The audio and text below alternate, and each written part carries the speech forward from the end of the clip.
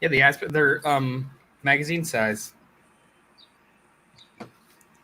I'm just wasting time until the thing starts recording because it always records a little late. No time is wasted when you're with your friends. Oh my God, it's so true. I hope everyone's having a safe and healthy riot season. Yes. It's my second favorite season. First being Hurricane. You're from Florida, and also it has a special place. I know, like I was born in hurricane season. It's what you grew up with. Yeah, all my most foundational memories were within hurricane season, so that's no small compliment. What's up to all our sidekicks and henchmen out there in the Geek Nation? You're listening to / feasting your eyes upon the Spoiler Alert Comic Review Podcast. I am your host, Johnny Destructo. With me this week is Noel. Sup, everybody? How you doing? My name is Noel. That was weird. I won't And be that. Brian. Oh, hey, JD. Hi, buddy. Oh, okay. Well, I'm Brian. Okay, they got it. And Len. Hey, what's up? Holla at your boy. This is Len, a.k.a. the Bat Triple. Thank you so much for hanging out with me, fellas. I wasn't sure if I had the emotional fortitude to do a show today. I was up all night with anger and sadness, just doing this, whatever this motion is, inside my chest. Sure, of course. It wouldn't be this way then. It would be this way. No, Yes. his access Brett, is this is in your broken. chest. It's the so path. this is like a metaphorical, like my innards Yes. are pulsating. Yes. Okay. I just wanted to make sure. Throbbing. We don't need to get you a doctor. Yeah. We're here to talk about this week's books, but first, we don't have any emails. Email us at cultpopgo@gmail.com so that we can interact with you. But we did get some stuff in the mail from Carl Carls. Noel. Woo! What? Phantom. We got 2 issues of Phantom straight from Australia. Issue 1861 and 1862, which is the end of an arc and the beginning of an arc.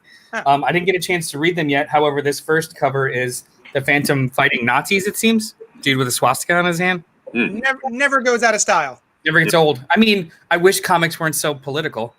The panel layout is actually really cool. So not only does Carl Fury. Carls right into the show, he mails us actual comics from Tasmania. How cool is that? Eventually, we're going to read them and review them because you did that. How about that? So, JD, I will drop off today. I will socially distant drop off to you plastic and firepower. Okay. If you give me Brown Fury, so that way at least 2 of us have read it. Okay. And we'll discuss. Check it out. Will do.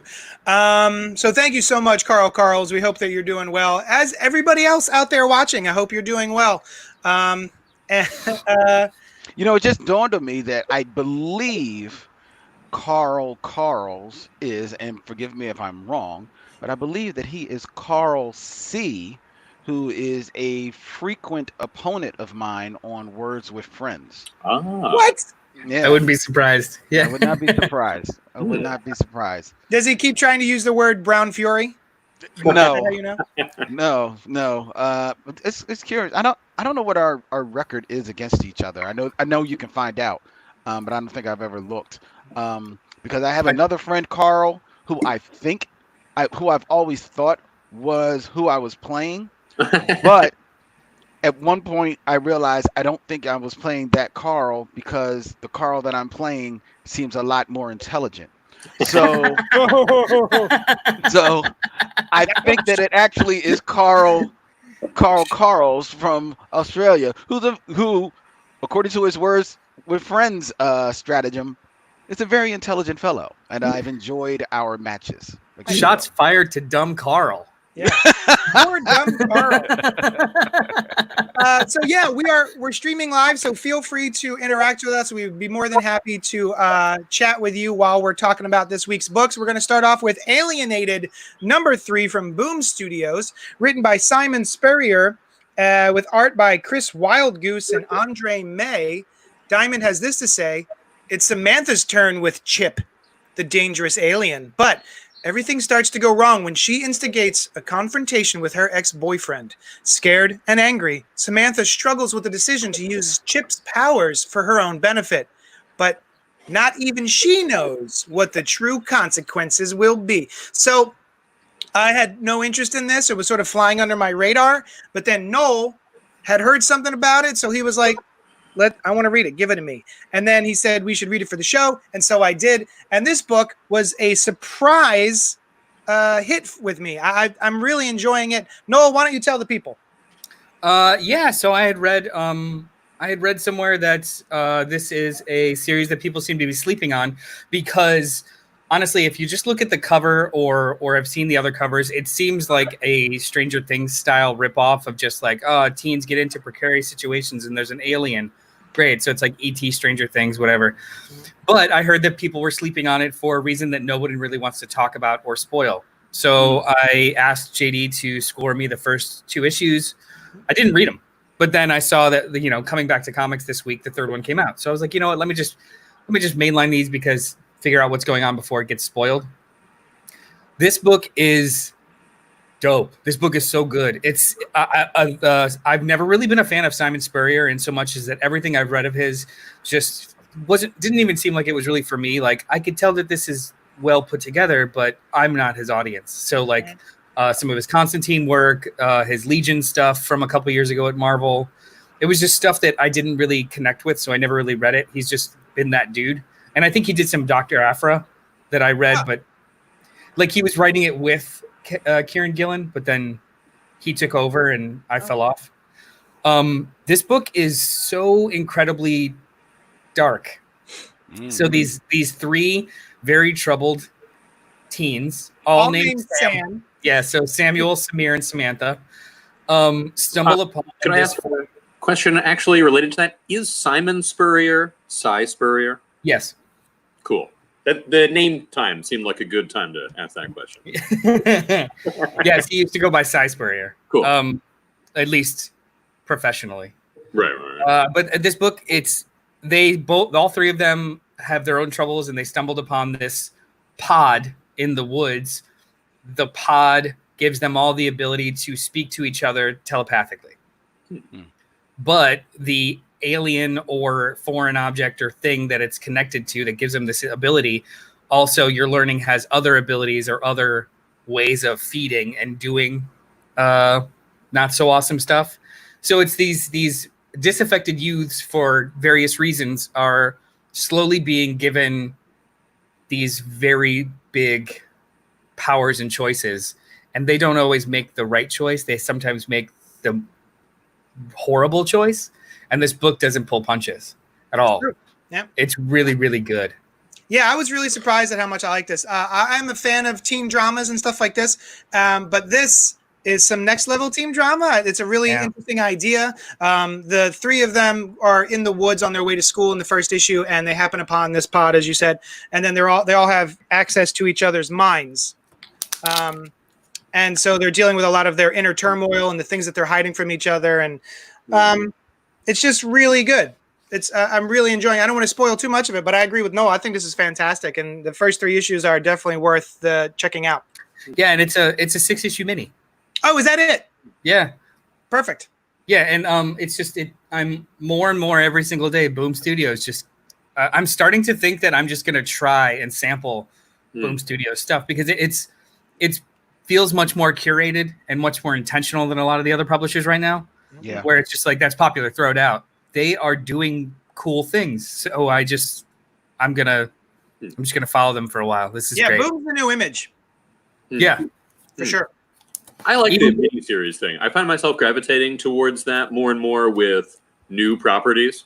You know, like Spider-Man is an ongoing, of course, but if I'm getting into a new story, I kind of want there to be a limited amount. You know, like, let's wrap it up. Give me a full tale rather than to read always. What's cool about them right now, though, is they're also. So you say you like the collected edition, the single story. They're treating their licensed properties that way too. So the way that they're treating like Power Rangers, it's these like specific chunks like year 1, year 2 that have relatively good endings, like a season of television. So they're even like modulating their licensed properties in ways that are digestible, and it's becoming incredibly popular for them. Like I really dig what they're doing as a publisher. That's an interesting strategy for them. Yeah. Tim Hershey, Tim from last week, says Boom deserves the effort because they are putting in the effort. It's true. Anything else to say before we move on, Noel? I just want you guys to give it a shot. Let's talk about issue 4 all on the same page. This is a really, really good book. Yeah, agreed. Avengers number 33. Avengers number 33 by Jason Aaron and Javier Garron. Mummies are rising from their graves. Secret armies march by moonlight from Kunlun to Wakanda to Greenwich Village. A dark god invades Asgard, and the Moon Knight has been unleashed as never before. So begins the age of Khonshu. So fall the Avengers. I only dip in to the Avengers here and there. And so this is a perfect jumping on point if you're looking to get into Jason Aaron's Avengers, which Noel has been touting as a great run. Who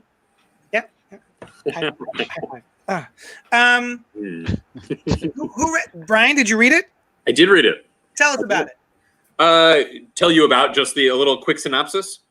No, tell us about the issue. Yes. Right. Yeah, don't tell me about what Diamond has to say. Don't review that. What? Review the comic. No, a synopsis is the... The question was, do we want a quick synopsis and before we get into it? I was wondering what you were asking me for. Yeah. Sure. But we'll pick it up as we go along. So I like Moon Knight. I've always thought he was a cool, like out of the way Marvel character. I like Egypt stuff and Moon stuff. He's got it all. So he's got moons. He's got Egypt. He's got muscles. He's got exactly. It's dressed all in white, and it's pretty cool. So I was like him. I'm intrigued by this story. I feel like I have just read something like this, and I can't figure out exactly what it is, but a story of somebody going and collecting all of these pieces, and maybe it's the JLA Avengers thing that we read a little while ago, which isn't necessarily a fault of this book. I just found myself like, it's another one of those. And why is he taking it from Stephen Strange? What is he taking from Stephen Strange? The Sorcerer Supreme ship? Yep. It's unusual. It seemed like he sucked the magic out of him. I guess so. He took an Orangina straw and just popped it into an. Orangina. Yeah, like everybody's like power or essence is in a new Ankh, so he just keeps getting like more bling. Yeah. I noticed he ups his Ankhs, and I like how he changes his outfit too as it continues. There's something he throws in these statements like the biggest supermoon in 1,000,000 years, or he calls in all of the moons of the galaxy for Thor. But there's like 7. Like, where would they fit even? But I did. Oh, sorry. I was just gonna say that when stuff like that happens in comics, it's hard for me to not consider the repercussions of bringing all of those moons into the Earth's science orbit. of it. Yeah. And what that would do to the Earth. Right. Who needs tides? It's fine. Yeah. Tides. I was gonna give credit to the art. I love the art in this. I'm not too super familiar with Garron. Javier Garron. Yeah, I've seen him, but I just don't really think about him. I do love how they did that. So Moon Knight is a notoriously dissociated personality disorder character. So every Avenger that he takes down is a different outfit or a different version of Moon Knight. So you've got like the Kunlun Ninja Moon Knight. Doctor Strange gets the full white suit, cool Moon Knight. Like Mr. Knight. Yeah. These are just really, really cool little nuggets of like fun. And one of the things that we read that was like this recently too was Captain Marvel, where she had to take out each Avenger. Yeah. To get the power for. Well, she had to straight up murder each Avenger. Yeah. But it is a very common trope. It's really just like enjoying the ride or not. Yeah. And this is my first time kind of being actively involved in Moon Knight. I've tried here and there. I've dipped my toe into the Moon Knight pool here and there, and it never really sticks with me. So I like that Jason Aaron, a writer that I really respect and enjoy, is taking some time to delve into this character, because this might be my in for him. And except for the Warren Ellis one, that was great. There's a nice little. If anybody out there wants to read just a little nugget of Moon Knight and you're curious about the character, there's one trade paperback that's only 4 or 5 issues long. 6, I think. Is it 6? Yeah. Oh, snap. Written by Warren Ellis, and I believe each of the issues in that trade paperback are a different personality of Moon Knight. Yeah, it's Declan Shalvey, I think, is the artist. Yep. And it's just, each one's a different, like, short story. It's not unlike what Warren Ellis did for Secret Avengers, except that had different artists. Like, he had a 6-issue run of a single mission every single issue, and it was a different artist. So it was like Jamie McKelvey, Declan Shalvey. Yeah. But I've only read Moon Knight here and there, like the Bendis run, which was just like 12 issues, one and done stuff. It was fun. That and I have the Jeff Lemire, Christopher Smallwood stuff, but I haven't read it yet. I hear it's great. I love Smallwood. Greg Smallwood's great. Oh, Greg, I'm sorry. I have it. I just haven't read it yet because the art was beautiful, and Jeff Lemire's like, okay. I sometimes love his stuff, sometimes don't care. Yeah. So, is anybody here a Thor expert? What do you need to know? Well, I mean, there's a whole thing in here where Moon Knight reveals something about Thor's hammer Mjolnir, and it's made out of Uru, which I've never really known what that is actually meant. And so it's revealed that his hammer is actually made of moon rock, which is a moon that existed before our moon. Right? Like moon metal. Yeah, like that it is a quick backstory. Uru, when Stan Lee and Jack Kirby were writing it, they called it the Uru hammer, right? And then they found out that it already had a name, Mjolnir. Like Thor's hammer is called Mjolnir. And so they're like, Uru was the metal. Yeah. So it's not like that's a Marvel Comics original thing just because they were like him. So yeah, I don't think that's ever been in there before. That seemed a little like, you know how comics are always adding a twist to the backstory? Yeah. It kind of seems like, I don't know, a little like it felt a little because it's like, well, we've got Moon Knight. We need Moon Knight to take down Thor. What can we change about Thor so that Moon Knight's able to take down Thor? And does Moon Knight have the story authority to do that? You know what I mean? Like, can Moon Knight recontextualize Thor? I don't think they change anything really about Thor. They just give a comic booky hooey explanation of where Uru comes from, which is fine. It's a celestial moon rock. Yeah. And if anybody's going to do it, it makes sense that it be Jason Aaron, who just came off of a long run of Thor. Yeah. So why not he bring in some of that history? I mean, even if it was total BS, it sounded plausible. So I was like, okay, I'll go with it. Yeah. It was just enough for me to go, hey, that feels, because also, if you remember, Jason Aaron had done an entire issue during his run on Thor about the storm that exists within Mjolnir and how it is this sentient storm, which I don't remember ever since Thor rebuilt his hammer from Yggdrasil. Is it's not the same hammer? Does anyone know? Is that the same storm in Mjolnir that was in it before his hammer got destroyed? I think technically, yes, because it was that one single piece of Uru from the original Mjolnir that he left in the sun to grow with Yggdrasil as it was growing back in the sun. That was like a big turning point in War of the Realms.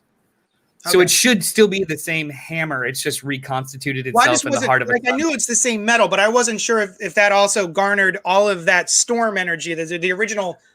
So I like to think it's like the T-1000, just one piece of it has all of it in it, and then it just brings itself back together. Sure. So I hope it's the same storm. I think it's the same storm because it follows the same rules. Yeah. I'm going to read some of the comments. Hal2814 says, "Morning, guys. It's your boy Charles in Chattanooga. I need a good distraction from everything that's been going on the last couple of days. And love the Mohawk, JD. Thank you so much." Tim says, "I agree with Hal2814. Need this escape. Thanks, guys." And then he continues, "Uru was originally native to Nidavellir. Nidavellir, one of the 9 realms. It's a stone mineral sort of thing that has some cool, almost science-y properties." So that doesn't mean that it couldn't have been from a dead moon or a moon that was destroyed at some point. Well, the thing that he says, he describes it as like, you've always heard that it was from the rubble of creation, and a vestige from before the great splintering. I don't know, the multiverse or something. And then, but no, Bang? It was the very first orb of the night. Oh, maybe the Big Bang. Yeah. I don't know. I think what got me, what made me think of it as was that it's a comic-y explanation for something that we already have a comic-y explanation for. So it's not that the explanation is odd to me. Like, that tracks. It's just like, I don't know. Does it? Can you fit Thor into this moon thing appropriately? I don't think it has to be one or the other. I think it's the kind of explanation that lays on top of the other one without negating it. It wasn't a you always thought the wrong thing. It was just you didn't have the whole truth. Yeah, so just FYI, it was actually a moon. Yeah, same with yeah, totally. Yeah. the Necro Sword, and now its relation to Venom. I'm like, Look at this nonsense. those two things that's nonsense. Yeah. All the moons. Get out of here. Yeah. Maybe they're just moons in his head. From galaxies away. That's a lot of moons, you guys. A lot of moons. There's going to be tons of flooding. It's not cool. Oh, also, did you like it, man? props to this dude. Khonshu? Oh, Khonshu. I love that bird head. Yeah, Len, what'd you think, bud? I liked it for the most part. I mean, I get sick and tired of, two white guys coming off like the masters of martial arts in the beginning, where he's fighting Iron Fist. So that kind of that rubbed me the wrong way a little bit. I liked the depiction of it. It was kind of cool with the labeling of each strike and everything like that. And I'm always here for a Iron Fist takedown, but that was rubbing me the wrong way. I was like, did I stumble into the right book? Is this? I had to look back at the cover. Is this the Avengers that I'm supposed to be reading?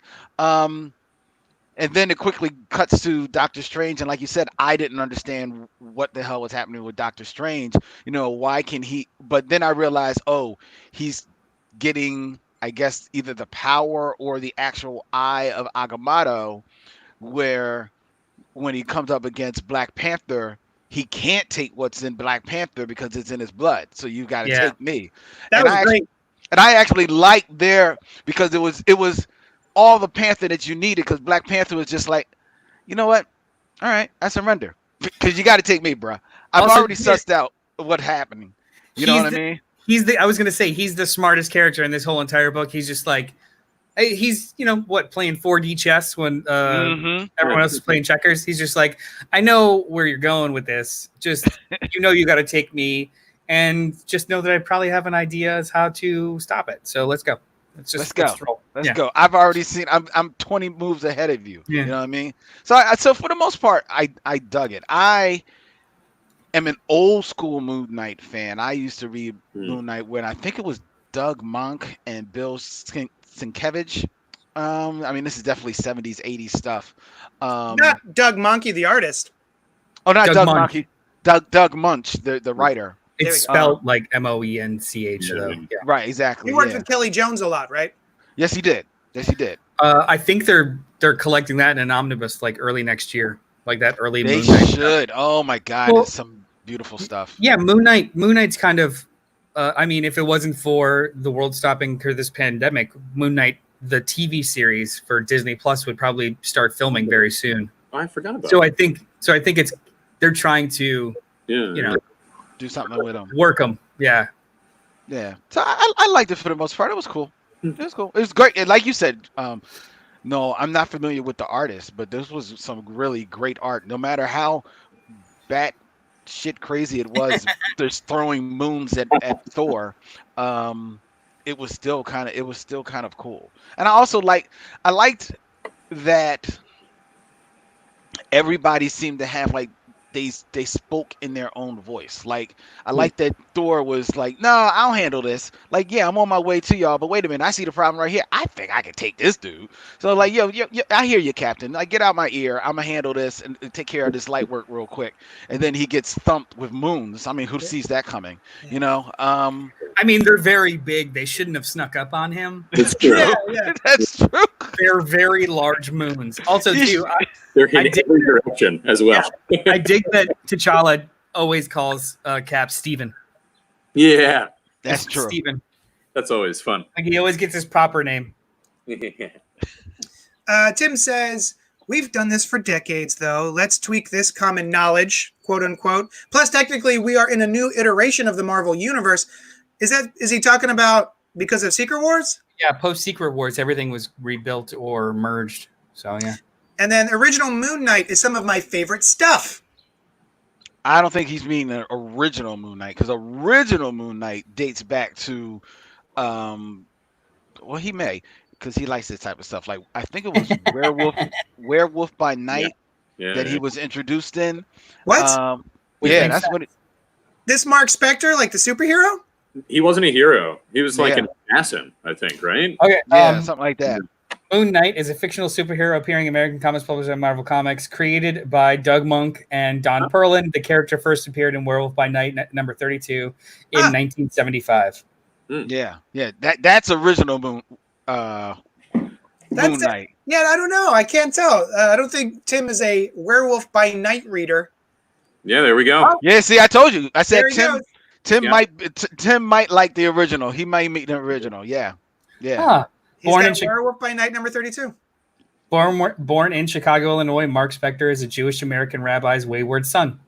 Oh, he's good. How about that? Boxer, U.S. Marine. I knew he got Force Recon, CIA. Huh.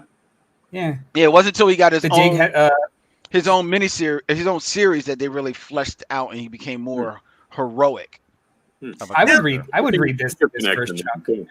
Yeah, I would like to revisit that, or visit it to begin with. Len, about the character, is the DID something that has grown with the character? Like they did that later on, or did he always have this sort of like personality disorder? No, he had it back then. It wasn't. They didn't depict it as much of a disorder as opposed to it was just something that he did. You know what I mean? That he had like these different, identities of a sort. He had almost, I forget which one. There was one that was almost like a Bruce Wayne.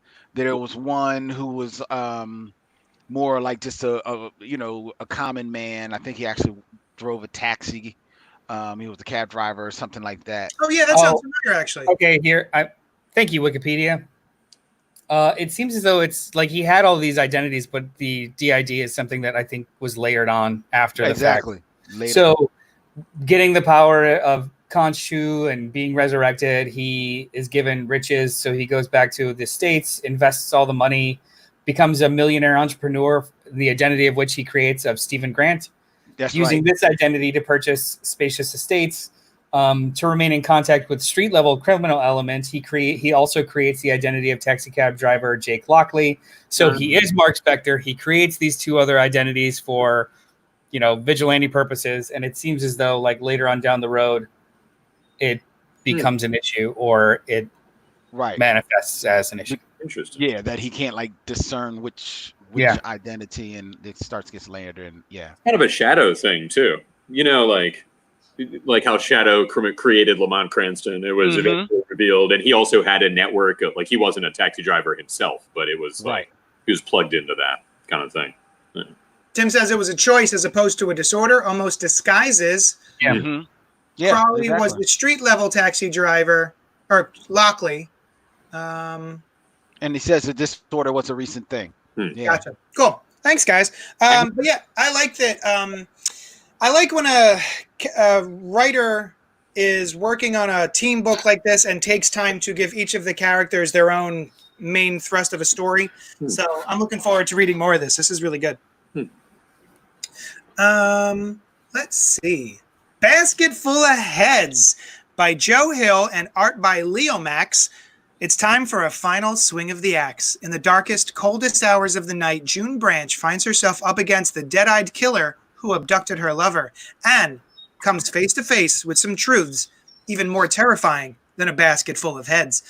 So for anyone who doesn't know, Joe Hill is a horror writer. He is Stephen King's son. He's one of my favorite novelists, and he has been writing comics for over a decade. I don't know if he started, but I think his biggest one was Lock and Key. He's also written a couple of things with his dad. And recently, last year, DC Comics gave Joe Hill his own horror imprint called Hill House. So he's curating these horror comic book series from DC under the Black Label imprint.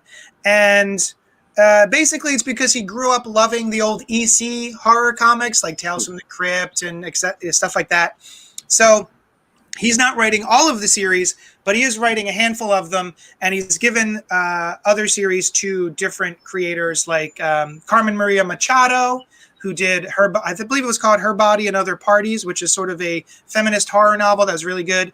And she's, Lolo Woods. And then there's the Dollhouse Family, Brian, which you and I were reading. I like that. Yeah. Mike Carey and Peter Gross.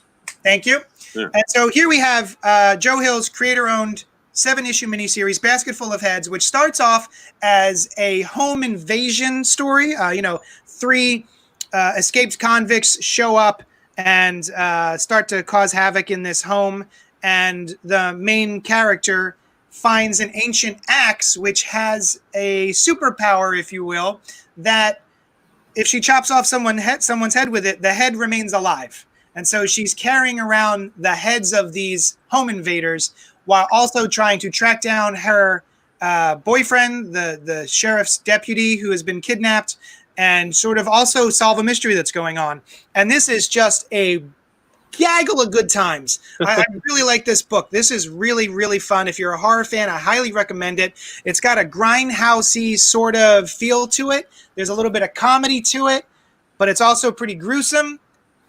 Can't recommend this book highly enough if you're a horror fan. Noel, what'd you think? Well, you guys know me. I love horror comics. It's the thing I love the most, more than any other genre in the world. Being able to put the tension and humor and emotion required for horror to work is the easiest thing to translate in a comic book page, and I can't get enough of it. So yeah, I don't like horror comics that much, only because I need to absorb them in fuller pieces than just one chapter. Like usually with all of these Hill House books too, the first issue has been like maybe a cold open that doesn't even introduce what we're supposed to be anxious about in a horror for it to work. So I haven't really dug with any of these, but based off of JD's recommendation, I went back and I read all 7 of these this weekend. And he's right. It's fucking great. Like this book is great. It reads like an amazing extended episode of Tales from the Crypt. When you said that, when you told me that, I was like, oh, that's perfect. It's exactly what it is. It starts in like a regular world. There's something crazy introduced, but the regular world part of the story is still just as important as the crazy stuff. The horror elements are almost just, they're almost like environmental issues for the story that is actually the pedestrian mystery. So like the thrust of the book is always this home invasion that unravels into a larger mystery or unravels a larger mystery and then trying to save her boyfriend. That never changes, but these horror elements start to derail it, but she stays like on path. It's almost as if the genre of it is just ancillary. Like not unlike how Shaun of the Dead is a horror movie, but really it's a comedy. Mm-hmm.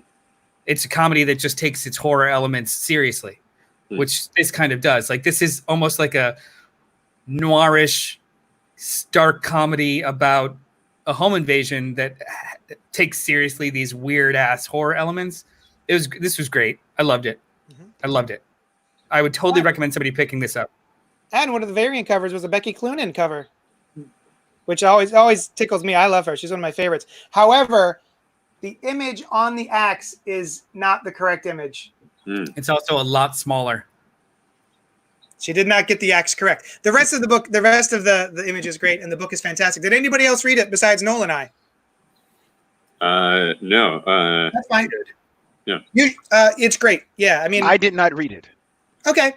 Well, I think, we told the people we're good. Let's move on. But it sounds fun, and I It want is to fun. read it. Collect it. 7 issues. Do all we done. have to move on? Yes? Yeah. Was that a question? He likes to mess up. Anytime I'm trying to move on to something, he likes to interrupt that. Thunder rounds are next. Thunder rounds. That's right. No. Brian, what is a thunder round? Oh, a thunder round is when one person alone talks about one comic for 1 minute, and then it's done, and you can't talk anymore, and no one else can talk about the book. That's right. And every copy of the book disappears from the face of the planet. Yeah. Never On to be seen. camera, we set fire to the issue of the comic, which is a ritual that disappears it from everywhere else. It's a whole black magic I don't know thing. why we do that? I mean, we could just let them exist, but we do it. No, don't you understand when somebody disagrees with you about comic books, it disappears anything that happened with comic books beforehand? That's right. And anytime they make a change to any character, all of the previous comics disappear. That's why everyone in CG is right. Thunder round for Noel. You're up first with Thunder round. we What lost happened? Glenn. No. What happened to Glenn? Oh my God! Somebody didn't like a continuity change with Len.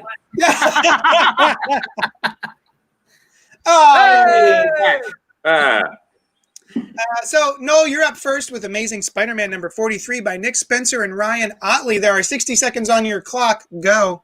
So I had fallen off of Amazing Spider-Man back with the 2099 crossover and thought I was better for it because I wasn't enjoying the book. Mm-hmm. But I decided to give these 3 issues a shot, 3 issues of this arc, because they're all drawn by Ryan Otley, and I wanted to revisit the book.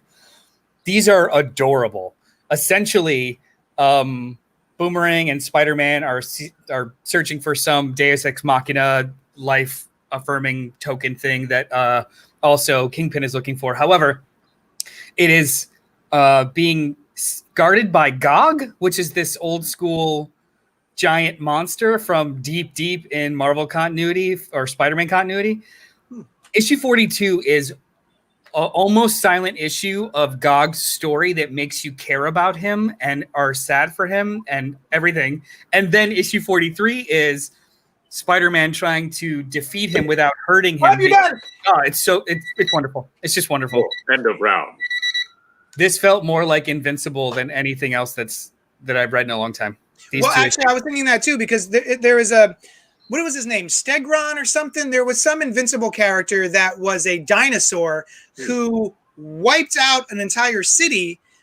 So Vegas. he was a villain, but what? Oh, yeah. I think it's like Dinosaur Man or something like that. Yeah. It was Vegas. Yeah. Yeah, Vegas. And then after a while, he actually convinces Invincible to join him. And all the other heroes are like, he's a mass murderer. What are you doing? Mm-hmm. I love that. If you haven't read Invincible, guys, from Robert Kirkman. Man, what a great comic series that is both gruesome and earnest at the same time, and deals with a lot of gray areas that a lot of superhero comics don't. Highly recommended. Anyway. Yeah, I wasn't expecting one of the issues to be just about a poor monster in another world and how he got to, like, it was almost like a cut scene that was incredibly effective and emotional. Like, imagine a puppy being lost, but then ended up becoming a monster. It was really good. I'm actually really pleased. You guys should try it. Awesome. You could read just 41 to 43. Don't worry about anything. And I know Noel had sort of dropped off on Spider-Man and wasn't enjoying it, but I've really been digging his run this entire time. There's, peaks and valleys, of course. I think the 2099 stuff really wasn't hitting. But there's a lot of really good stuff in his run. I'm really enjoying it.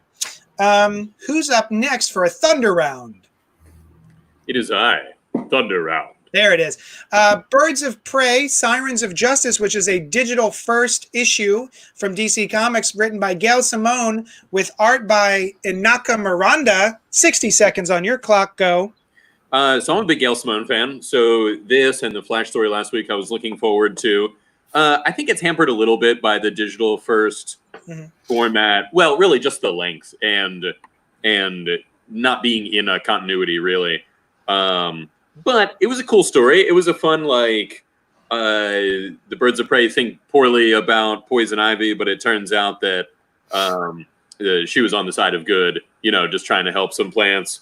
And, so at first I was like, if Ivy's a villain, I like where they were going with her being good. And then she's good. And I'll tell you, this is not just this book. I miss Harley Quinn's old costume. Or just something more like that than the kind of vaguely two-color, I think maybe it was her costume in Justice League Dark Apocalypse that was pretty good. I forget. No, I don't think so. Up. Anyway, end of round.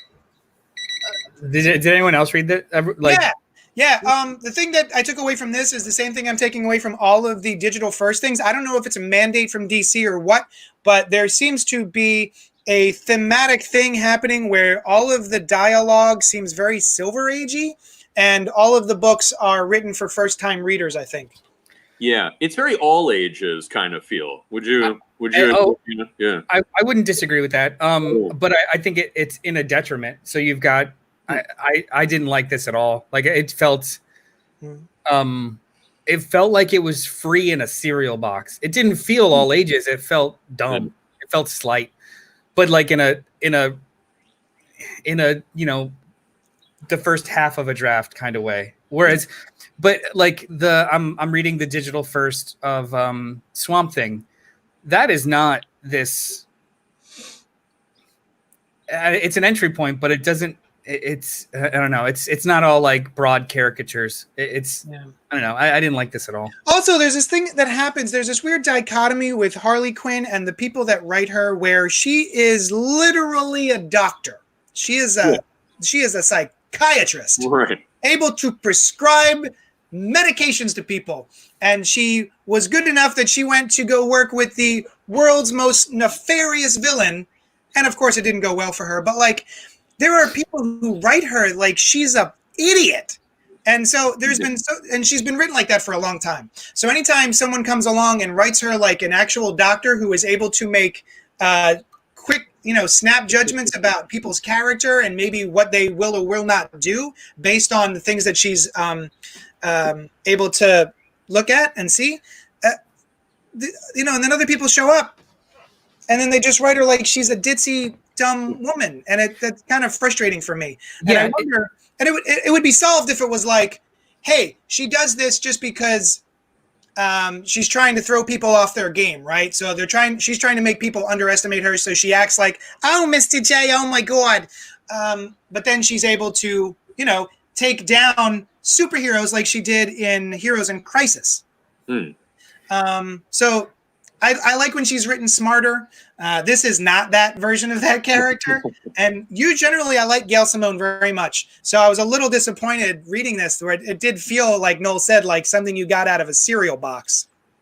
I think Harley Quinn, she's like a manic pixie dream girl kind of, right? Except villainous to some extent. Yeah. Although not so much anymore, which I like. And I think that often can come across as being an idiot when you're really just kind of disconnected. They're trying to write a character who's so free-spirited and zany that it can. I'm not saying this is necessarily a good thing. I just think that's how it happens. I don't disagree with you, but I also think that that's maybe a strength or a weakness of the writer then, because later on we're going to talk about Suicide Squad. Mm-hmm. That is keeping her spontaneous ways, but not making her a dipwit. She is. You know what? Some writers treat her like a plot device, and some writers treat her like a character. She's a plot device here, where she just brings other characters in, and it's a bunch of like one-liner jokes, and then Ivy shows up and she's like, "Oh, my sweets!" Like it's really basic. I didn't care for this at all. I didn't. Which one? Ultimately, I didn't really like it either. I don't like. I didn't. Okay, the whole Harlequin thing. I can appreciate that maybe through whatever happened with the Joker and her time with the Joker, which you don't know exactly how long it is in this new universe, because that's the other thing. You don't know which Harlequin you're with. You don't know how Yeah. long she has been Harlequin. You just don't know anymore. Even on this digital first, which I don't know whether or not is it just digital first because they don't want to release it to the world, or is it digital first because this is supposed to be more of a out of continuity type of story, and this is a whole different, Harlequin, Black Canary, or whatever, so I don't know how much baggage you're supposed to be bringing to it. But with that, I'm willing to give Harlequin the benefit of a doubt of that whatever she went through with the Joker has made her a little disassociated with who she was originally, and she's still trying to put those synapses back together. So I'm with that. I do think she comes off a little bit too like silly and for lack of a better word, dumb in this story. But I'm willing to give the benefit of a doubt. It does disappoint me that it's Gail Simone writing it. What disappointed me more, though, was Gail Simone's depiction of Black Canary. And I don't know if that is just the edict of DC now, that Black Canary has almost been dumbed down or her characterization, taken 4 levels back to where she is someone who used to walk very proudly hand in hand with the world's mightiest superheroes. You know what I mean? Like she is someone who at one time was retconned to be the first woman of the Justice League, and is considered one of the best fighters in DC universe. Has Trained been by Ted Knight. Yeah. Right. Has been a leader, has led the Justice League. She's told Superman, she's put Superman in his place. She's put Batman in her place.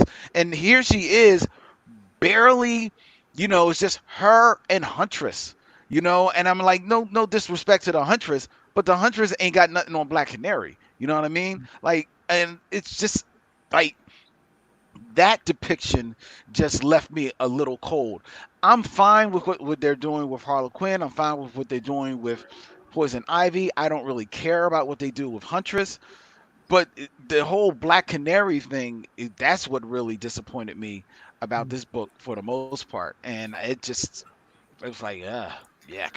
What did you guys think about Poison Ivy's character design here? She's got like a bark torso. Yeah, I don't like that brown wood. Yeah, it was weird. I've never seen that before. I know that since so she was reborn in Heroes in Crisis to be a little bit more plant-ish. Mm-hmm. But that tree bark midsection is just really weird. It looked like musculature in a painful way. When I think flexibility, I think oak. Flexibility of an oak. Yeah. I also was not a huge fan of the art in this book. Yeah, I think these are intentionally, entry points for younger audiences. That's my guess. As far as what you were saying, Len, about are these? What's the point of them? Like, why are they digital first and not print? Right. So these were printed. These are printed or were printed in the Walmart 100s in the giant size. Okay, so that's where they saw the print. Still entry level place. Yeah, but you've got Superman up in the sky or up and away, and Batman Universe as entry level points that are still incredibly well constructed and competent stories for all readers. And then you've got stuff like this that's a little less. Yeah. Are these also reprinted? Are these the same as the Batman Universe and Superman ones? Yeah. Are they? These did see the light of day in some of those giants, because they did like giants for for Swamp Thing, someone villains, Batman, Teen Titans. Pretty much all of these digital firsts are, those 17-page stories from. That's why, honestly, too, that's why they look like actual comic book pages, because they were printed as comic book pages as opposed to the digital first that we've been reading that are just like 2 panels at a time. So they're not digital first. This is false. No. They were print first. So some of them. So I did read recently that they're scaling back the Marvel or the Walmart exclusive thing, and they're just not going to print as many.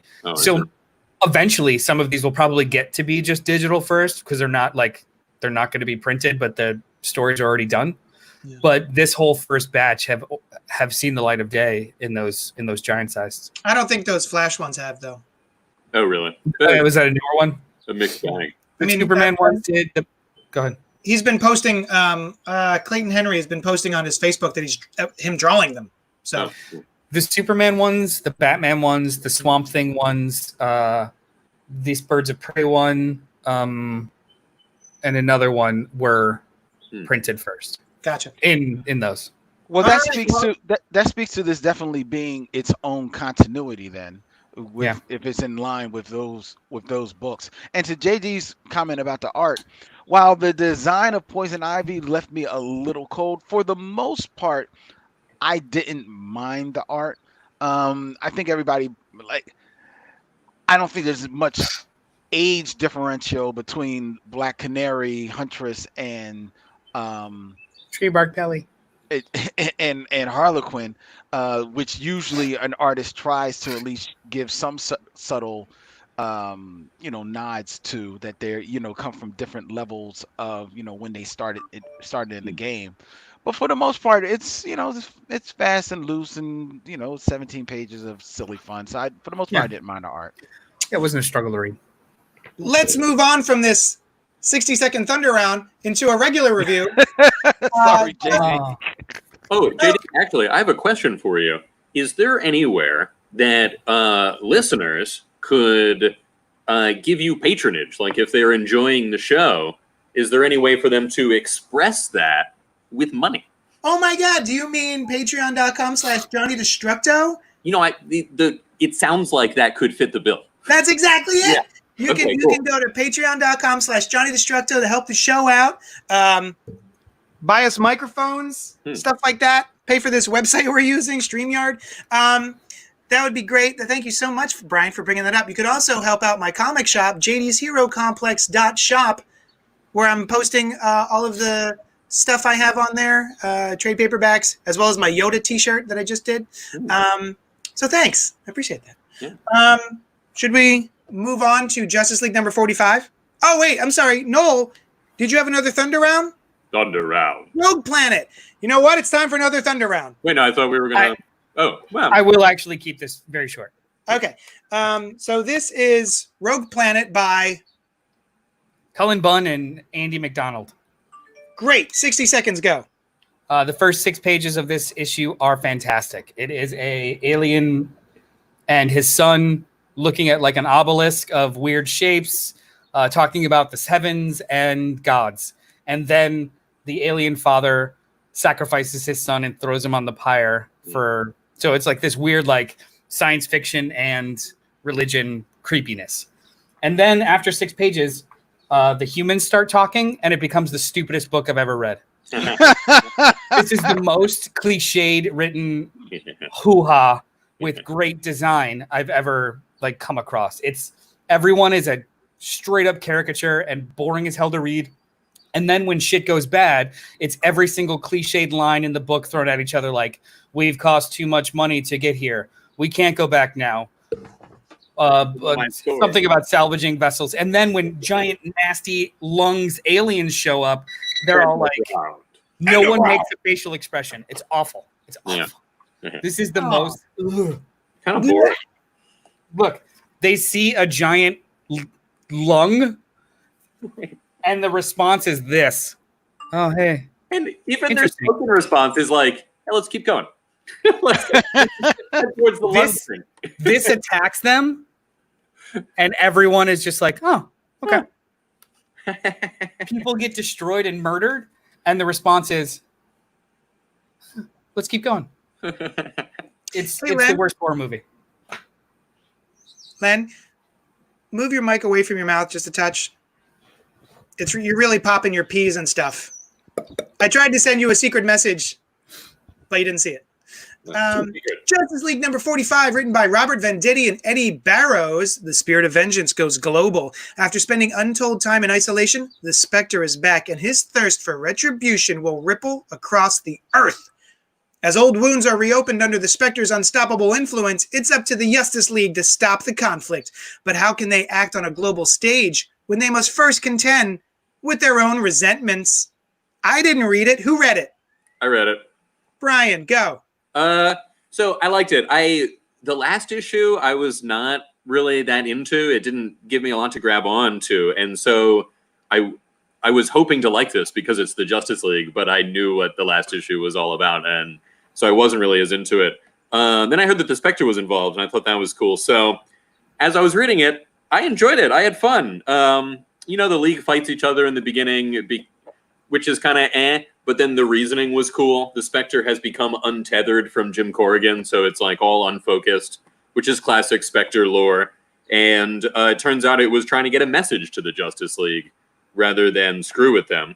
Huh. And and you get the reason why the Themyscirans, are involved, is because Jim Corrigan has gone to their entrance to Tartarus, the Greek underworld, or part of the Greek underworld, where the who are those guys? The Titans are imprisoned.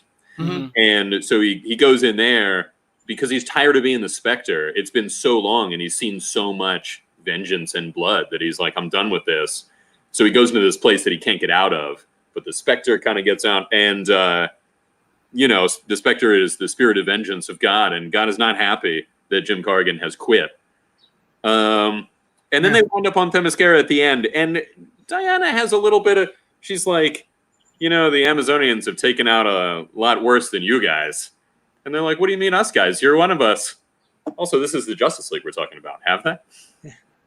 But it was good. It was the thing I like is Batman's winter coat. That's what I'm about to say. I'm here just for Batman with the coat. Yeah. It's what they're wearing in Antarctica these days, He's always on board. Oh, it's cool. Well, he's the ultimate pop collar. Yeah.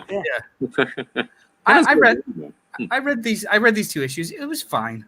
Like it was like one really good idea, and then like in between a bunch of stuff for two issues. Like I really like the idea with the Spectre, like you said, the idea that like this entity, like the tether of the entity tries to hide himself. God doesn't like it. The entity gets out to send a message like, you got to go get this guy because it's worse if he is untethered. Mm-hmm. So they have to essentially travel into hell to save Corrigan, who put himself there on purpose, only to curse him further with the Spectre. So it's a cool idea, but I don't know. I struggled through 44, and then the first half of 45 was just like, cool. They're all jealous of each other and they're all fighting. It wasn't until the end of these two issues that it was like, oh, cool. Okay, this is fine. So I don't know. It's just like, for me, it's a lot of effort for a chunk or two of like a good idea. The balance is off. I think you would have been well served to have read 44 a while ago, like I did, and get it out of your mind. And then this one, this is better when you forget things. Yeah, or just you're not like trying to get all the way through it at once. And then you're like, this will be all right. And then you get this story. It was fun. It was silly fun. I mean, first of all, I will say the art is amazing. I enjoyed the art a great deal. On Eddie Barrows is good. Eddie Barrows is phenomenal. His character designs, they all felt like in character, strong but not too crazy. And so I enjoyed that. Again, this was another book where I wasn't sure where we are in the timeline of the universe because it speaks to the Amazons not really having a lot of experience with man, and yet, depending on when you're picking up a comic book, they've dealt with men a lot. So you don't know, like, all right, have they not seen men? Are they friends with the Justice League? Are they not friends with the Justice League? What's going on? So that was a little, a little bit of a like, all right, I'm trying to figure where are we on the Wonder Woman and Justice League timeline thing. But if I took my hat off, it was like, all right, I'm just gonna roll with it. And I'm a fan of the Spectre. I'm cool that they're doing something different with the Spectre, at least seemingly something different. I don't know if the Spectre or this iteration of the universe has been around enough that I can feel Corrigan's wariness of wearing the Spectre right now, because it's not too long ago, at least in my mind, that both Green Lantern was the Spectre, and then there was Hardback Bach. Right. No, I'm sorry. No. It was what's his name from Christopher. What was his name? Crispin? Cool. Yeah, Crispin Glover. Crispin Glover, I think it was. Transcend into the comics world. Yeah. Yeah. No. He is a caricature of a human. So it was the gentleman, the detective from. Yeah. Oh, I thought that was so cool how they took that Crispus, and made him the Spectre. Crispus. Yeah, I want to say Crispus Attucks because I know that it was a play on that, but I don't. Yeah. But anyway, Crispus Allen. I don't there think you it was Crispus. Whatever. All right. He was the Spectre. He was the Spectre. And that wasn't too long ago for me in my head. So that was a little bit of a disconnect for me. But for the most part, the art won me over. So I was like, all right. And Batman had on the trench. So I was like, yeah. I'm with it. Yo, Crispus Allen, is this Spectre page. This never works. I don't know why I still try to. There you go. You can kind of see it. There's a fun fact. There is a detective character in Jimmy Olsen who looks like Crispus Allen, and his name is Detective Jim Corrigan. And as a joke in the book, they're like, not that Jim Corrigan. Wow. Very funny. Also, they don't seem to know the Spectre is another. Batman's like, I know this guy. I've dealt with him a bunch of times, but nobody else knows him. Again, yeah. See, that's what I'm saying. I don't know where I am on the universe tail. This is post. I'll tell you where we are. You announced your identity to the world, Clark. You put people in danger. You put the Justice League in danger. So it's current because everyone knows that Clark is Soups. Right. Right. I know that, but like how I would have thought that the Spectre's been around for a minute. You know what I mean? So conservatively, we're saying at least since Rebirth, but most likely since New 52. Most of these characters have come across the Spectre and or worked with or against, in every single effing event. Like, wasn't he in right and Darkseid War or Trinity War when they dealt with the Spectre and the Phantom Stranger and Pandora and stuff? Like, Oh, that was at a different. This is set before the last Justice League run, right? Which is weird. No, it can't be because they're making reference. So this is a problem I had with issue 41, right? Or issue 40, where they were making reference. They were like, oh, it happens before this because everything matters. And but they were making reference to a lot of things like Alfred being dead, Superman revealing his identity. Like, I'd be just as happy if it was afterwards. Like, that last issue of the Snyder run, I was not feeling it. But this, I like. This is especially the last story with the Jacksonite. I dug that. Oops, sorry. Let's move on to Marauders number 10, the X book that came out this week by Jerry Duggan and Stefano Caselli. The Marauders set their sights on the power dampening technology that seems to have made its way into far too many hands, most notably the Russian army. The Hellfire's wrath will be swift and harsh. This book was great. It's my favorite X-Men book. This is knocking it out of the park. This is the most consistently awesome X-Men book, in my opinion. Highly recommend it. There's a lot of great bits in this book that actually made me kind of laugh. It's pretty funny. I also like they're making whiskey on the island. Using their mutant powers. Yeah. It's kind of fun. I've never seen this woman. I think she's one of the 5. She's one of the 5. Yeah, she ages the eggs up to when they died, or like a prime age. That's why they're able to be reborn fully fleshed out. Yeah. Yeah. And also Stefan Caselli. I really love his art. This is a really good looking book. Spoiler alert. I'm sad about Kitty Pryde. Kate Pryde is dead, supposedly. We'll see. Right. But they seem to be going that route, which bums me out because she is my all-time favorite character in this entire story. She's the only one I'm super emotionally attached to.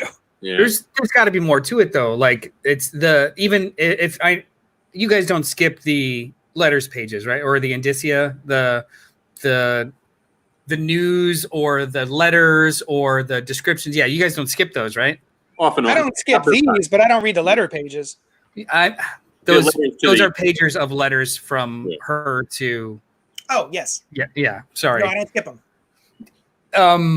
They're still playing up the mystery as to why Kitty can't, commune or function in Krakoa. So that wouldn't still be happening if the story's over with her dead. So comics. It sucks that they're killing her, but they're not killing her. No. What they were doing with her is just so much fun, though. That it's like, ooh, I hope that they're not already done with that. And you know what this is feeling like? This is feeling like when they killed Captain America and they kept him dead for like 12 issues, and the book became an ensemble book, and you started to love Bucky and Falcon more, and you started to pay more attention to Agent 13. So it's like they're taking the ensemble cast of the book and kind of creating something. It's instead of it being her at the center, her absence is the center of this book now, which is just awesome. Like it makes it more. It just makes it really appealing. Like this is a great book, and I kind of dig Bishop embracing red, getting a haircut, finally embraced the red. He was totally against it. Yeah. Oh yeah, That's my favorite bit in the book because it's the first time, at least in my memory, that they actually explain. The White Queen actually explains her modus operandi, exactly why she does what she does, why she wears what she wears. It perfectly explains because it caught me because there's the scene where it's a close up of her her lips and her upper torso at the bottom of the page. I'm like, oh, that's an interesting panel layout. I'm thinking it's a little gratuitous, but it's immediately explained, and I'm like, wow, that was perfect. That was perfect storytelling. And it's not as big as JD has just blown it up to be, ladies and gentlemen. It actually is a lot more. It's not, because that would be gratuitous. Yeah. But that just one page splash of just exactly. It was perfectly done. That was my favorite bit of the book, and it made her her character actually for the first time make total sense to me. I really enjoyed this book. It was a lot of fun. I don't think that's ever been mentioned before too, like in the history of the character. This is something that's so awesome that Jerry Dugan jumped on, the fact that she will wear revealing things or reveal herself more to align the thoughts of the people in front of her so she can better control them. So they're all thinking about my boobs, now I can make them shoot each other. Yeah, all at once, as opposed to, multitasking all these things. Just grab all attention on one thing. And I thought about it too. It's just like, oh, what if they're not all heterosexual? It's just like, no, but you're still seeing boobs. It's still eye-catching, and you're still paying attention to just that. So it gets you all. It's such a cool idea. I thought that was great. It was a nice little character moment. It made me laugh. It was really good. Also, I like the running gag of people going, where the hell did the X-Men get a UFO? We'll tell you later. Don't worry about it. Yo, should those sailors be surprised that there is an iceberg near the equator at this point in the Marvel universe? Shouldn't they be like, this kind of thing happens. We should probably turn around. Good point. Yeah. Oh, I like Storm's. I hadn't noticed this before. They probably didn't change the design, but I like her headpiece. I hadn't noticed how it's kind of a callback to her classic, over the head thing. I'm sorry, who are we talking about? Storm. Oh yeah, I like that. Yeah. Where is it? I don't see it. It is when they're In at the beginning. the whiskey place. You get the whiskey. You place. can see it on the cover too. Just her headpiece on the cover. It's like a headband that is reminiscent of her original headpiece. It's very cool. Yeah. Todd Engel says, my LCS didn't have Marauders. Yeah. Maybe they were just sold out. Maybe. If you need a copy, hit me up. I might be able to mail you out a copy, bud. So yeah, this is great. I'm glad that this book is back. I'm very excited to keep reading it. I'm also very excited to keep reading Suicide Squad #5 by Tom Taylor and Bruno Redondo. They say loose lips sink ships, and Captain Boomerang has the biggest mouth on Earth. That's why Locke commands Task Force X. I can never say this. Task Force X to bring him in and shut him up for good. The hunt is on, but nothing ever goes according to plan in the Suicide Squad. At least, not if Osita and her mutinous revolutionaries can help it. Will Deathstroke and Harley Quinn turn against Locke when ordered to kill their old squad mate? One way or other, the bodies keep dropping. Who's up to date? Who's read it? Everyone's read it. I read it.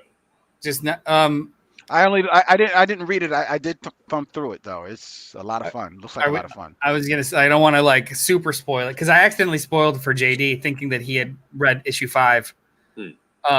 This book is like a masterclass in escalation.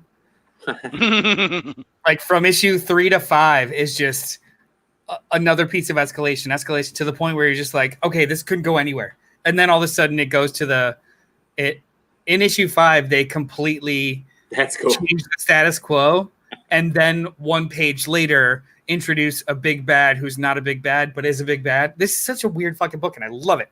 I love it. And I like this Harley Quinn a lot better. Oh yeah. But this is the difference. This is the difference between someone who is a little squirrely, you a little unhinged. Certainly, you don't know what's going to happen, but she, if not being in complete control of her faculties, certainly shows more control of her I than just a plain gibbering idiot. Yep. I wanted Bruno Redondo's art is spectacular. Like the acting in these pages is just phenomenal. Like, oh yeah, a very simple line of "remember the plan," but it's a very stern, earnest look on Floyd's face. This is great. Yeah. It reminds me so much of early Kevin McGuire. Yeah, a little bit. Mm-hmm. I don't remember. Yeah. I don't remember. So I read 4 and 5 today, and I don't remember which one it is that this is revealed in. But I love the idea of a Suicide Squad within the Suicide Squad. That has gone in to take out the Suicide Squad. That is the real Suicide Squad that we are following and have been following this whole time. Yeah, that was 4. That's what I mean. Like in issue 3, issue 2 and 3, you kind of got the mission gone awry, and then now Floyd is with them. But Harley, being a smart character and especially an observer of human behavior, realizes like you're all full of shit. Something's going on. So issue 3 is her revealing it all, and then 4. The backstory of, oh my God, you have this team within a team, and who's really the good guys, or obviously like it's revealed. And then 5 resolves it in a terrible, violent, but cool action movie way. How do they take that? How do they take his force field down? They shoot Zebra Dude. They shoot Zebra Dude in the arm. The guy who was creating the force field for Locke. Got it. Yeah. So, okay. So Locke, this terrible character, is pretty much tells Deadshot, kill your friend, shoot him in the head right now, and or we'll blow your face up. So Deadshot shoots the guy creating the force field and then blows Locke's head off. And this is all. And then 2 pages later, Ted Kord is behind all this. Yeah, I don't know about that. We'll give him some time, see where they're headed. But the first thing I thought, I was like, is Ted Kord Maxwell Lord now? I don't know about that. Be an interesting thing. I thought it was Maxwell Lord until they literally said Ted Kord. Yeah. Industries. And then I started thinking about like, where is he in this current continuity? And he's relatively untouched. He's just an industrialist who has well, actually, wait. He had some tie to Jaime Reyes in this. Yeah, but then also in Heroes in Crisis, it was essentially just like old school Blue Beetle, right? Headcore Blue Beetle. So I don't know what the hell's going on. Yeah, and I'm cool. Yeah.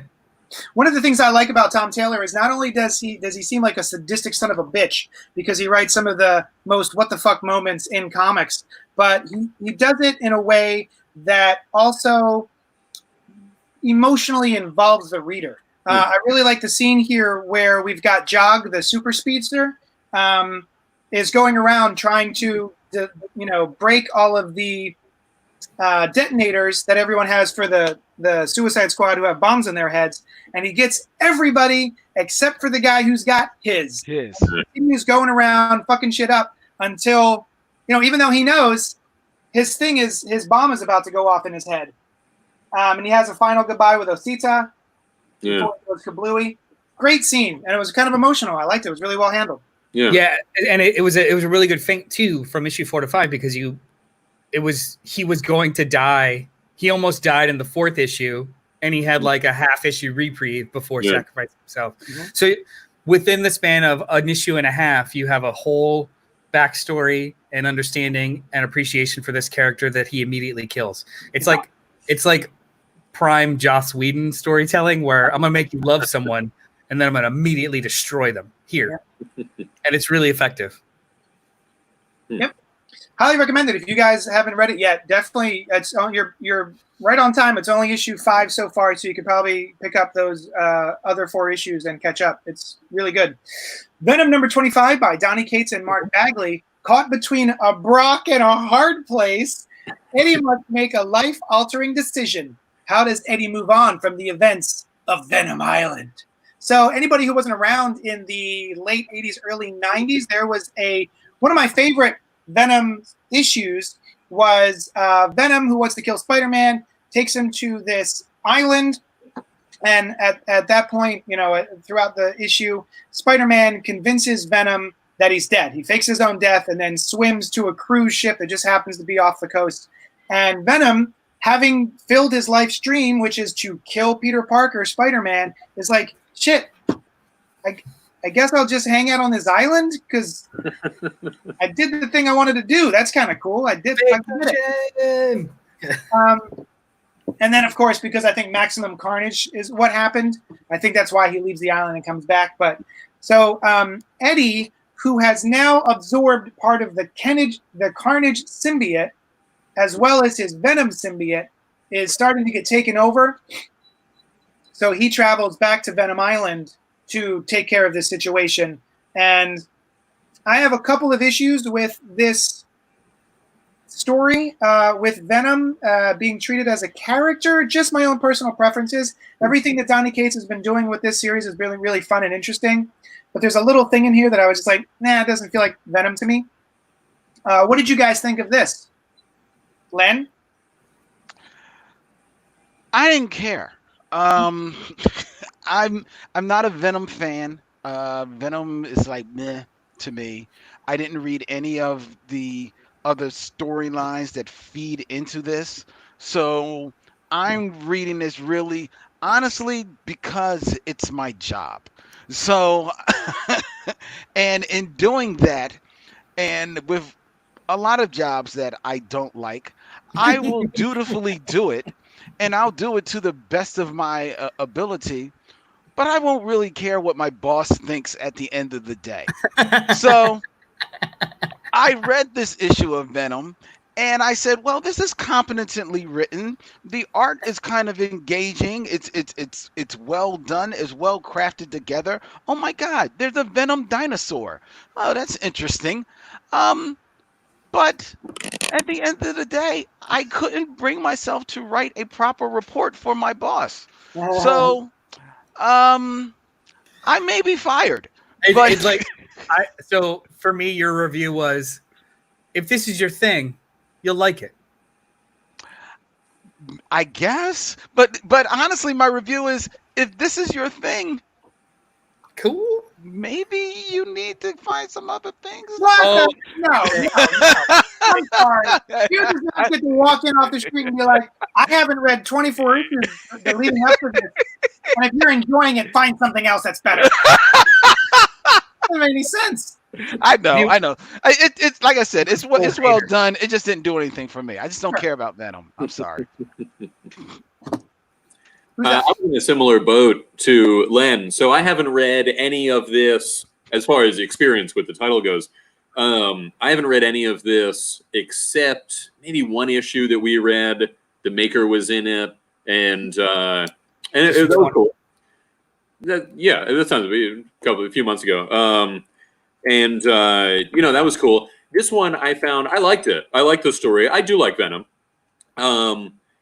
It felt a little like what it was like a sort of epilogue to another story, or I couldn't tell how much of this was told elsewhere and they were flashing back to, but that's not, like, the book is not responsible for me not having read it already. So that's cool. That page was pretty sweet. The thing with, I like their relationship, the symbiote and Eddie, I thought was cool, where I like it when bad guys become good, in comics and wherever. And I don't like that. Go. No, I just like when that happens, And so I like to see the symbiote and Eddie being like, hey, what's up? I missed you. Also, too, the symbiote, they earlier in this series, they kind of established, too, that the symbiote for a long time was attached to Flash Thompson, who is an altruistic hero. Mm-hmm. He is now dead and found its way back to Brock. So even the symbiote wants to be a better person, having learned from Flash. So, like, it's the idea that, like, the echoes of these heroic deeds and characters still kind of propel a little bit.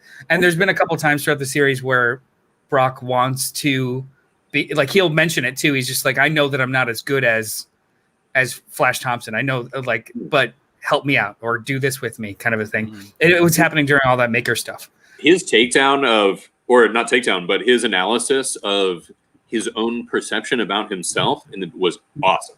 I thought that was great too. Yeah, where he's like, well, I really thought that killing Spider-Man was the right thing to do. So when you ask me if I'm good or not, I don't know that I should be the authority on that one. But actually asking yourself that question is almost its own telling. It's almost its own version of you understanding that you are a good person. Having the reflection, huh? The reflective hindsight? Yeah.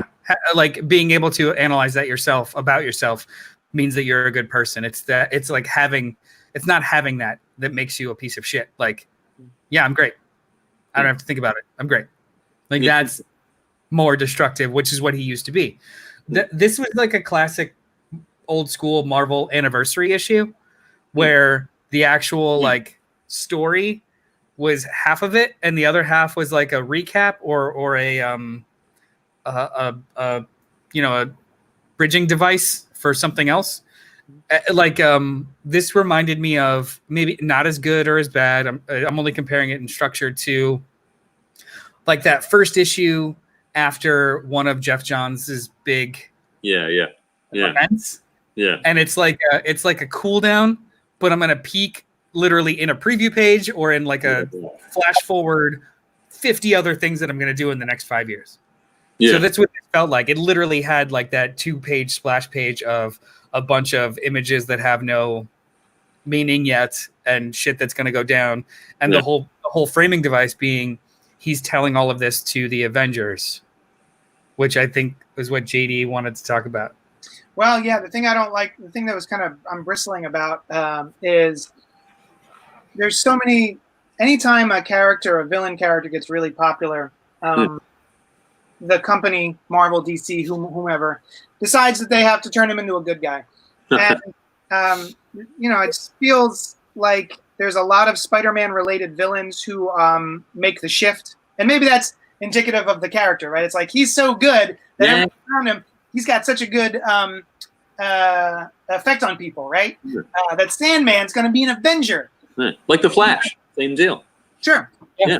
But yeah, there's something about Eddie Brock that I always liked. Like when he showed up in the early 80s, the early 90s, late 80s, early 90s, he was terrifying because he knew Peter's secret identity that not a lot of people knew. And Peter would come home and Eddie Brock would be on his Aunt May's front lawn helping her do the laundry. Yeah. Just to intimidate Peter and be like, hey, I know where you live. I know this is your aunt. Have a great one. I'll see you later.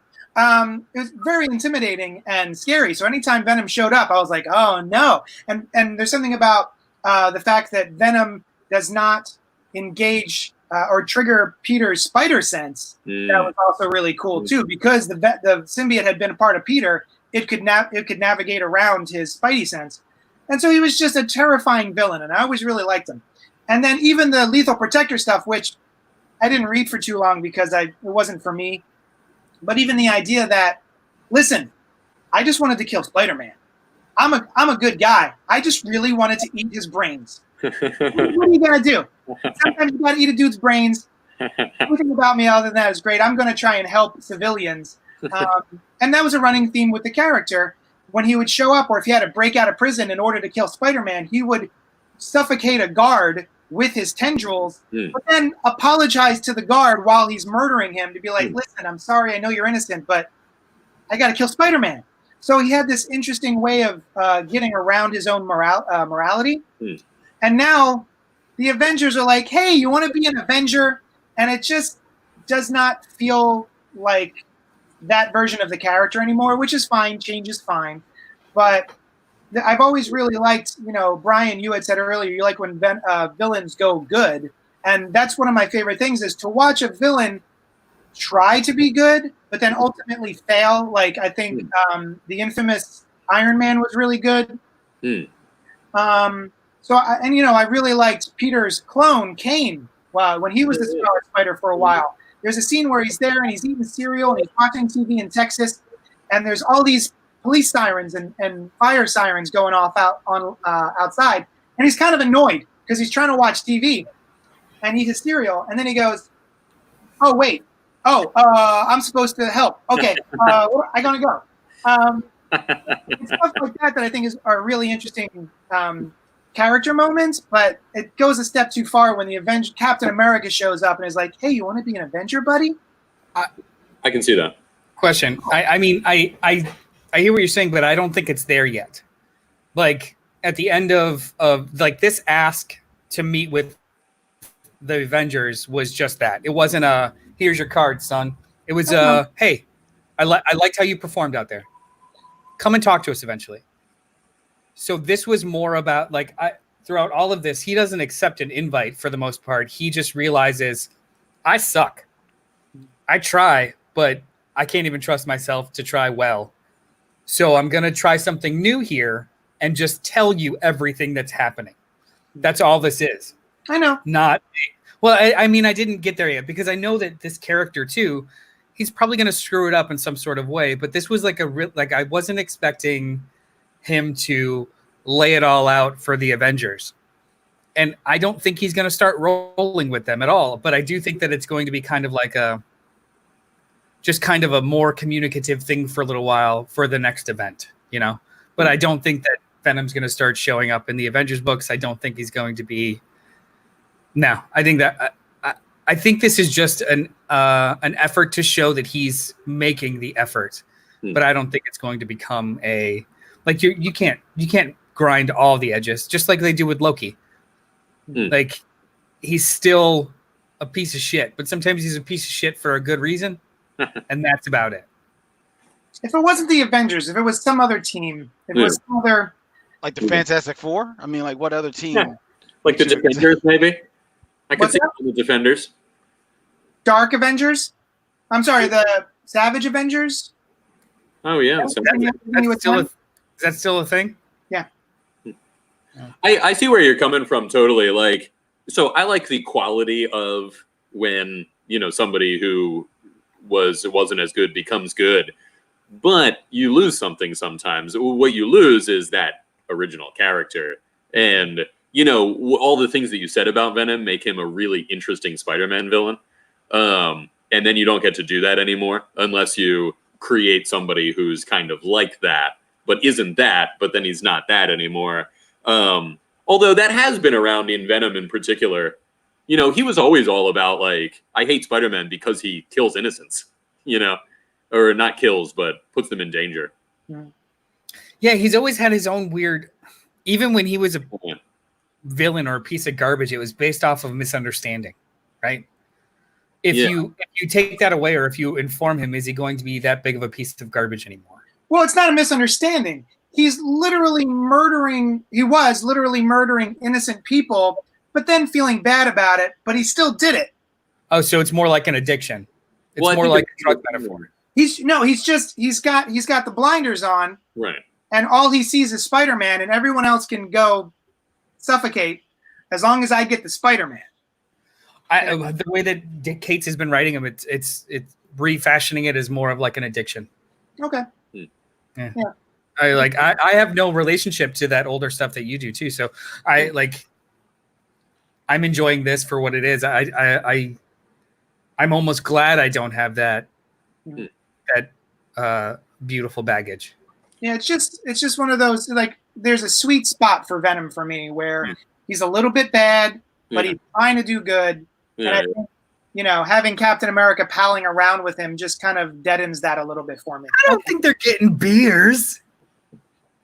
Oh, I do like that. Captain Marvel is totally thirsty for him. Oh, yeah, she is. And it seems like they might have been together before. Doesn't it, a little bit? I don't think so. I think she's just like... No. Well, she's like, oh, I'm glad you got the beard back. Oh, well, I'm sorry. So this isn't the first time that he's engaged with the Avengers. In issue number 24, I think, earlier in a couple issues ago. They invited him in to just have a sit down to see if he's a right fit for the Avengers and to thank him for everything that he did during Absolute Carnage. Wait, wasn't that in his head? That was in his head. Yeah, so immediately after Absolute Carnage, literally, like, the cops are there cleaning things up. All Cap does is say, I'd like you to come by and I want to talk to you about how I just want to talk to you because what you did today is heroic, no matter what happened before. And You're then, right. Yeah, so he's never met with them. It was just, he's only seen them in action recently, right? Yeah, but he's referencing something that she said in that dream sequence, which was after he leaves the Avengers, table. Oh, I preferred the beard. She goes, yeah. She's like, oh, I'm bummed that he shaved his beard. And then someone's like, all right, Carol, relax. And then in this, she goes back and goes, oh, you got the beard back. Oh, wait. Does that, maybe you're right. So does that happen before he leaves for the island? Maybe. I'll have to go back and look. But yeah, I don't have it on hand. Tim, he's on that island. I'm sorry. Tim from last week says, I think it depends what happens in the Venom sequel. If he's a good guy in that, he's leading the Avengers in comics for 6 months after. Funny. That's the problem I had with the Venom movie as well. Although, side note, anytime I hear Venom in Eddie's head, I hear the voice from the movie that they gave to Venom. That was actually Hardy, wasn't it? Yeah. Yeah, it was digitally altered Hardy. But that was the thing about the end of the Venom movie is that, he's trying to be a good guy already. And it's like, oh, all right, well, we've already kneecapped this character. If he and Spider-Man interact, you're just going to have two guys trying to be good with spider costumes on. Like, all right. Tim's next comment is interesting. I've always likened it to a crusade or religious. I'm sorry you have to die, but I needed to do it to kill Spider-Man. Perfect. That's exactly it. Yeah. Yeah.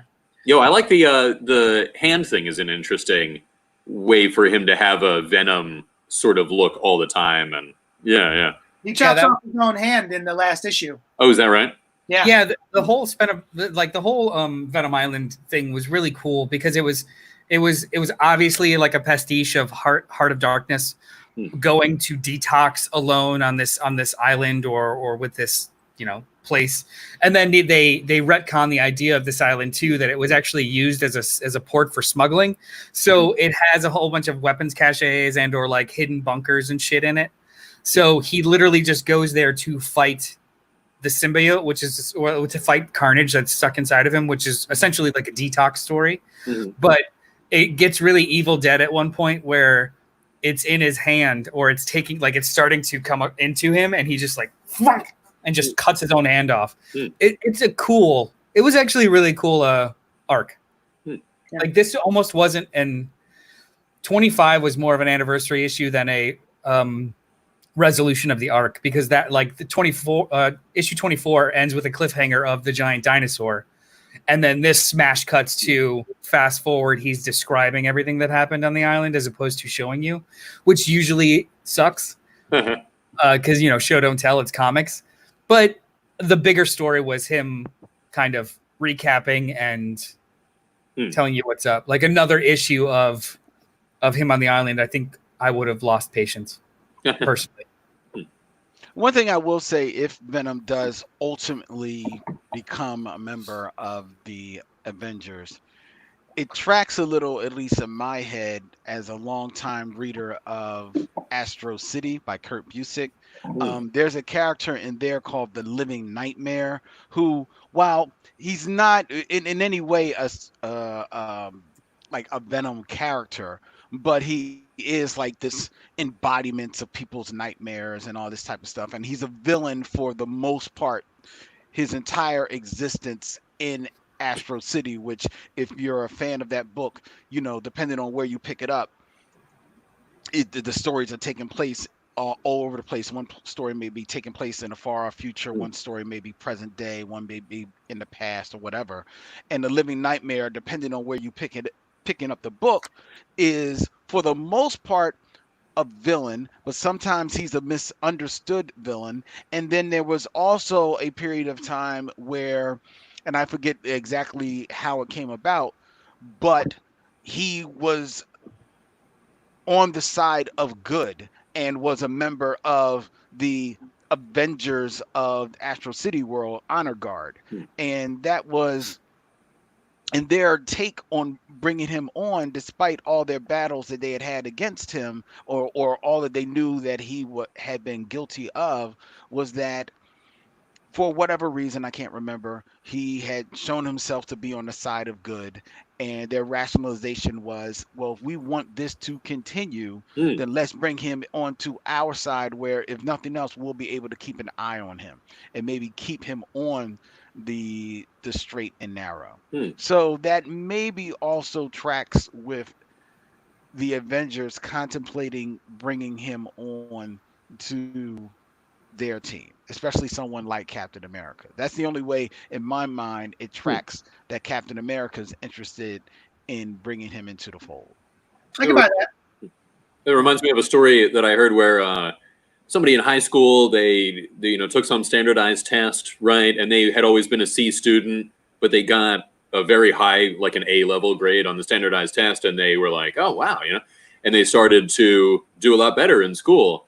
And I don't know if this story is true or not, but it turned out that was a mistake. They had gotten a C level grade on the standardized test, but their, belief, an interest, and a confidence, and then it carried forward. I think it's a great reason to have somebody on. Yeah, when the paragon of good in the Marvel universe, or justice, tells you, like, hey, you did a good job. Yeah, I believe in you.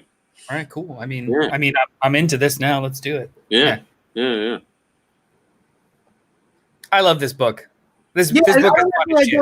I don't want to say I enjoy the Venom series. I like all of Donny Cates' stuff that he's putting out right now. It's a great book. It's just, I have this little preference. That's all it is a preference for the character of Venom, and that things change, and that's fine. Well, you can also be, I think it's good to say that it's all right that things change, and that doesn't mean that we can't be upset with the changes. Hold on. I got this recently. Ooh. This is the David Michelini and Eric Larson omnibus, which has the original. I showed it earlier. The original Venom Island issues. This is one of my favorite eras of Spider-Man. Late '80s, early '90s. Todd McFarlane, David Michelini. Yeah. You should know that when things change in comics, they change for good. Yeah. And they also negate everything you ever liked before. It's true. That book I just showed you, it's gone now. It disappeared. You might as well set it on fire because like all the dialogue disappears. All right, guys. Thanks so much for hanging out with us today. This has been Spoiler Alert, the weekly comic book review show, discussion show, whatever you want to call it. You can help us out if you go to patreon.com/JohnnyDestructo. You can go to JD'sHeroComplex.shop and pick up some trade paperbacks. My shop is also doing mail-outs and curbside pickup. So give me a call and let me know if there's anything you need. Comic books are back. They're being shipped out every week now. So get back to your local comic shop, support them, pick up your weekly books. Noel, what's up? Does anybody? So I was getting a lot of reading done, like emptying stacks of stuff that I've kind of had waiting. I love the fact that comics are back. It's the best thing in the world. It makes my week happier. But a small part of me is going to miss reading new like collections that I missed or catching up on little things. Does anybody else it's almost like, I don't want to sound like I'm kicking a gift horse in the mouth or looking a gift horse in the mouth, but does anybody else feel the same thing? Yeah, kicking it. I was enjoying doing the book clubs we were doing in lieu of Spoiler Alert. Yeah, in regard to this show, I was enjoying that, and I'm glad that we're continuing it to a degree. Well, anybody who didn't watch the last episode, we've decided that out of every month, the first 3 weeks will be a regular Spoiler Alert review show about the weekly comics.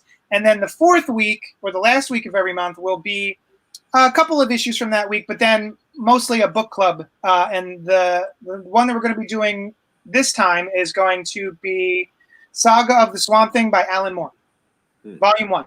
So read along if you'd like to join us in a couple of weeks to talk about that. Noah, where can the people find you? You can find me on social media, Twitter at Mr. Bartocci, MrBartocci, or on the Cult Pop social medias. I'll respond if you rub the lamp 3 times and whatnot. Right on. Brian? I am at BrianLiebDesign.com, and I'm also on social media under my own name. And Len? Hey, what's up? You can hit me up on all social media, Len, the Bat Tribble, or you can find me in any place and every place that you find the Black Tribbles, my other podcast home, where I'll be streaming at 2 p.m. today on Gutter Talk as we present Distraction Central, as we talk about everything else that's going on in the world of geek. Just offering you an opportunity to have a little bit of a reprieve from what's been happening in the world this past week. All right, guys, thanks so much, and I hope you're having a safe and happy riot season out there. We will see you soon, and we will talk at you later. There it is.